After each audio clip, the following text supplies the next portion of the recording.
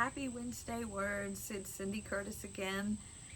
I have a lot of things on my mind today, so it's kind of rambling. I didn't come up this week with one certain theme, but I have a few things that came to my mind that follow just a random group of thought.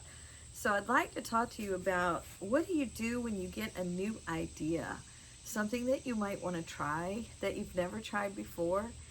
And I've spoken to you before about don't be afraid to be a beginner. That being a beginner and trying something new may bring you a fresh perspective on something that you've told yourself, I can't do that, but maybe you really can. Or now you've had enough life experience that you can make a big difference when you do this certain thing that you told yourself, I just don't have a talent to do. I'm going to be teaching a class on finding your spiritual gifts, your gifts that the Holy Spirit has given to you. And it's quite interesting to look at that in that way. Maybe there's a gift in me that has not had a chance to grow yet because I've not explored it or I've not been open to it.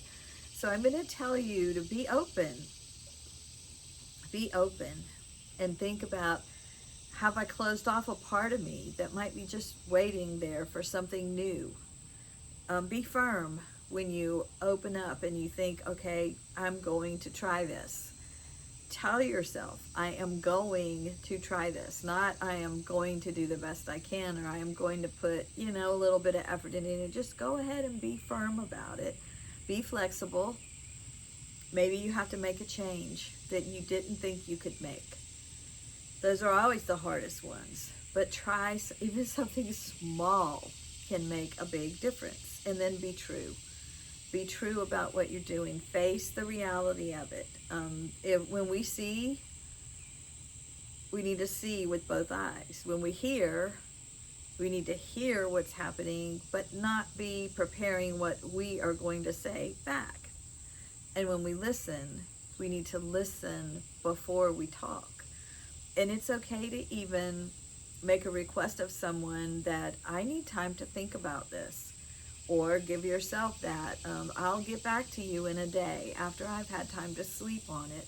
Is some good advice to follow. Sometimes I have made a quick decision that has not been a good one for me, or made a quick decision before I had all the information that I needed. And those are hard times.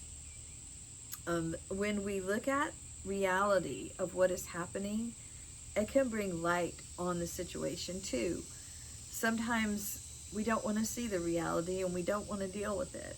And when that happens, it keeps us in that stuck place where we are not being a channel for ideas to move through, where we're not open, where we're not being flexible. We are just stuck. So when you accept something, that's when the truth of the matter starts to happen.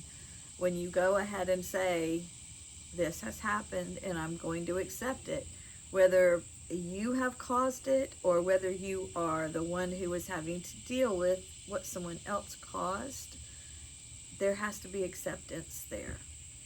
And over all of this, when we think about the Holy Spirit and we think about the truth of what God gives us, is that He is always in it with us, no matter what we're going through. And honestly, as Jesus told us, in this world you will have trouble.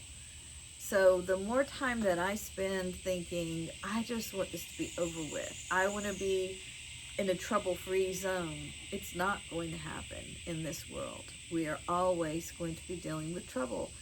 But we have to learn how to do that with grace, with forgiveness, with love, with looking at it in the perspective of, how can I still maintain being a light? How can I still trust in the Lord with all my heart and lean not on my own understanding, but in all His ways acknowledge Him, and He will direct your path.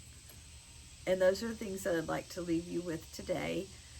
A big jumble of my mind being all over the place, but hopefully you got a takeaway. I wanted to also let you know I have finished the editing again for the book. My proof copy is ready to be sent to me, and so it should be just a matter of weeks before I can offer you a clean corrected copy if you would like that, or I'm going to start promoting my book again to get it back up, because I had to read it many times to finish the process of cleaning it up, and it's still a really good story. So I just like you to hold on and stay with me. See you next week.